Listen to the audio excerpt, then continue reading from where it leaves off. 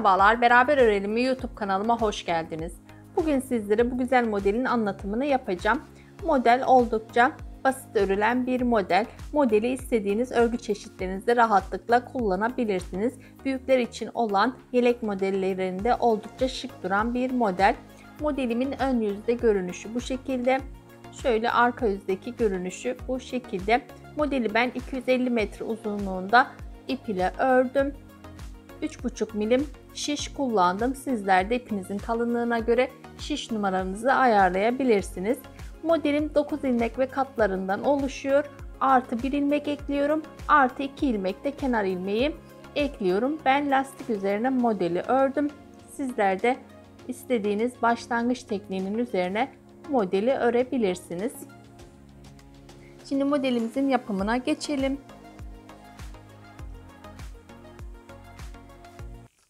Şöyle şişimi aldım. İpimi de aldım. Sizlere ben iki model olarak anlatacağım. Onun için şişimin üzerine 9 ilmek artı 9 ilmek artı 1 ilmek ekleyeceğim. 2 ilmek de kenar ilmeği ekleyerek modeli sizlere anlatacağım. Şişimin üzerine ilmeklerimi attım. Şöyle 2, 4, 6, 8, 9 ilmek bir modelim için. 2, 4, 6, 8, 9 ilmek ikinci modelim için. Artı 1 ilmek ekliyorum. Artı 2 ilmek de kenar ilmeği ilave ediyorum. 21 ilmekle beraber modeli sizlere anlatacağım. Şöyle modelimin arka yüzünde ilmeklerimi bir düz bir ters öreceğim. Diğer yüzde de yine bir düz bir ters örerek biraz lastik örgü öreceğim. Sonrasında model kurulumunu sizlere anlatacağım. Biraz lastik örgümü ördüm. Modelimin arka yüzündeyim. Burada bütün ilmeklerimi ters olarak öreceğim. Model kurulmadan önce bir sıra ilmeklerimi ters örgü olarak örüyorum. Ön yüzde modelimizin kurulumuna başlayacağız.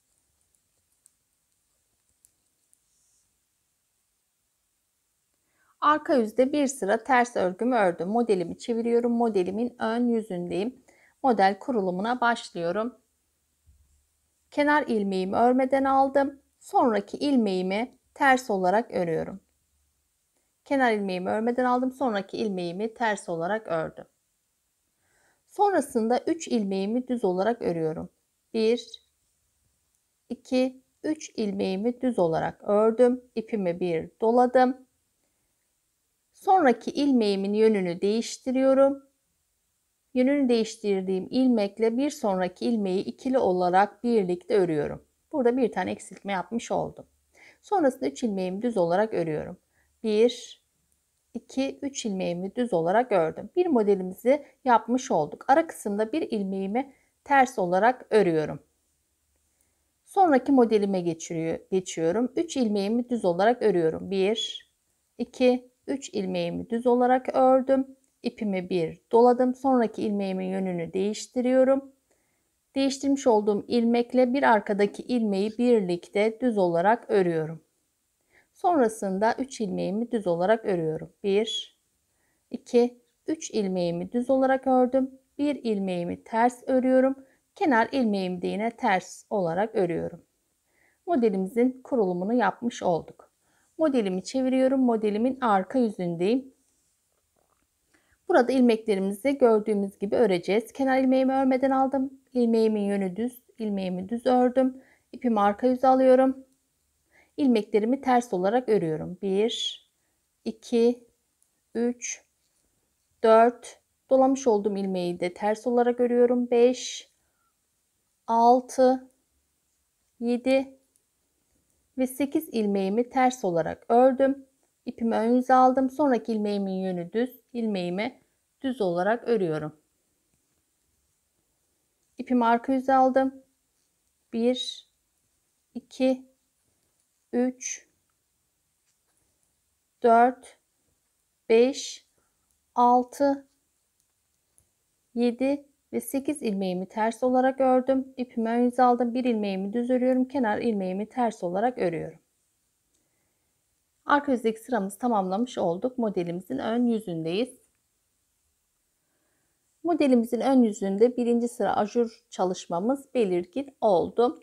Şimdi ikinci ajur çalışmamızı yapacağız. Kenar ilmeğimi örmeden alıyorum. Sonraki ilmeğimin yönü ters, ilmeğimi ters olarak ördüm. İpimi arka yüze aldım. 1, 2, 3 ilmeğimi düz ördüm. Birinci sırada 3 ilmeğimizi düz örmüştük. Şimdi ikinci ajur çalışması sırasında 3 ilmeğimi düz ördüm. Buradaki ajur çalışmasının üstündeki ilmeği de yine düz olarak örüyorum. Yani 4 ilmeğimi düz örmüş oldum. İpimi bir doladım.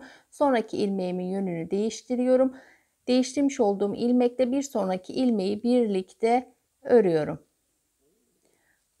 1, 2 ilmeğimi düz ördüm. Ara kısımda bir tane ilmeğimi ters örüyorum. Sonrasında 1, 2, 3 ve 4 ilmeğimi düz ördüm. İpimi bir doladım. Sonraki ilmeğimin yönünü değiştiriyorum. 2 ilmeğimi birlikte düz olarak örüyorum. 2 ilmeğimi düz ördüm. 1 ilmeğimi ters örüyorum. Kenar ilmeğimi de yine ters olarak örüyorum. Bu şekilde ikinci ajur sıramızı ön yüzde yapmış olduk. Modelimi çevirdim. Modelimin arka yüzündeyim. Burada ilmeklerimizi gördüğümüz gibi öreceğiz. Kenar ilmeğimi örmeden aldım. Sonraki ilmeğimi düz örüyorum. Diğer ilmeklerimi ters örüyorum. 3, 4, dolamış olduğum ilmeği de ters ördüm. 5, 6, 7 ve 8 ilmeğimi ters ördüm. Bir ilmeğimi düz örüyorum. Yine 8 ilmeğimi ters öreceğim.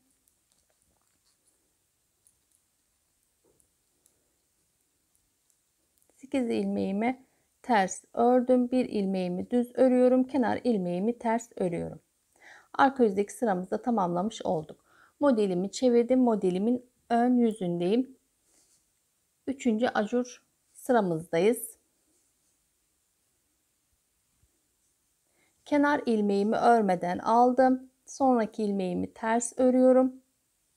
Sonrasında 1, 2, 3, 4, 5 ilmeğimi düz olarak ördüm. İpimi bir doladım. Sonraki ilmeğimin yönünü değiştiriyorum. 2 ilmeğimi birlikte ördüm. Bir ilmeğimi düz ördüm. Arada bir ilmeğimi ters ördüm. İkinci modelime geçiyorum. 1, 2, 3, 4, 5 ilmeğimi düz ördüm. İpimi bir doladım. İlmeğimin yönünü değiştiriyorum. 2 ilmeğimi birlikte örüyorum. Bir ilmeğimi düz örüyorum. Bir ilmeğimi ters örüyorum. Kenar ilmeğimi ters örüyorum. Üçüncü sıra ajur modelimizde kurmuş olduk. Modelimi çeviriyorum. Modelimin arka yüzünde ilmeklerimi gördüğüm gibi öreceğim. Kenar ilmeğimi örmeden aldım. Sonraki ilmeğimi düz örüyorum. Arada 8 ilmeğimi ters öreceğim. Arada bir ilmeğimi düz öreceğim. Yine 8 ilmeğimi ters, bir ilmeğimi düz, kenar ilmeğimi de ters örerek arka yüzdeki sıramı tamamlayacağım. Arka yüzdeki sıramı tamamladım. Ön yüzde modelimizin görünümü bu şekilde 1, 2, 3 sıra ajur sıramız oldu. Şimdi dördüncü ajur sıramızı yapacağız. Kenar ilmeğimi örmeden aldım.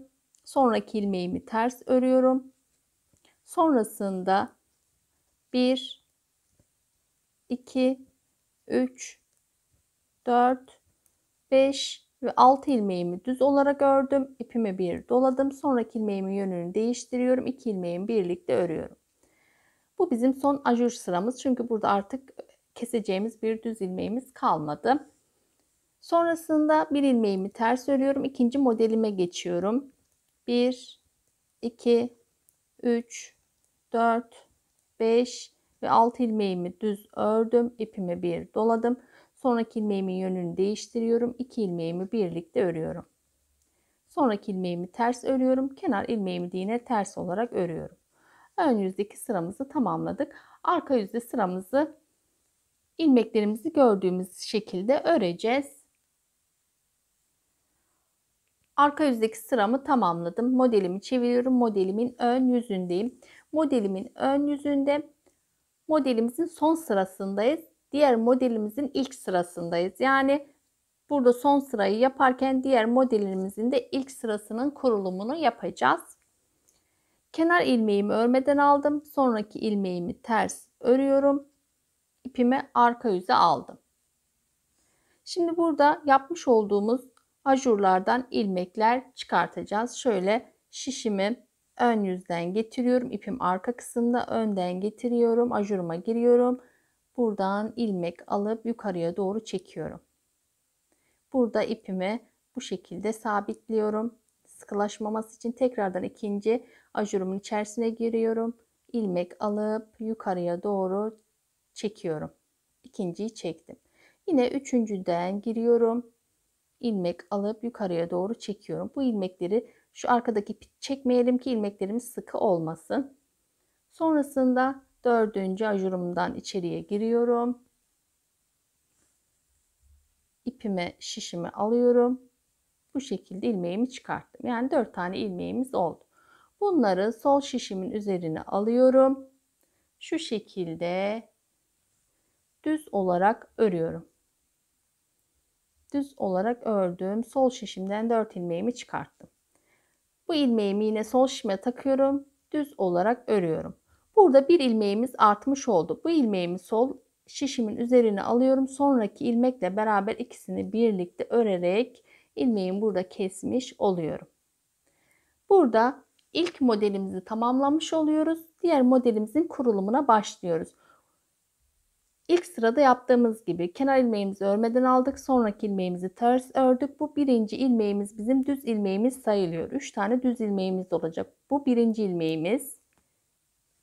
2, 3 ilmeğimi düz ördüm. İpimi bir doladım. Sonraki ilmeğimin yönünü değiştiriyorum. Sonraki ilmekle beraber ikisini birlikte örüyorum. Sonrasında 3 ilmek düz örüyorum. 1, 2, 3 ilmeğimi düz ördüm.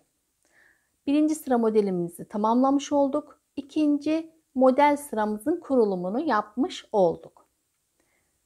Arada bir tane ters ilmeğim var. Ters ilmeğimi ördüm. İpimi arka yüze aldım. Şimdi ikinci modelimizi şekillendireceğiz.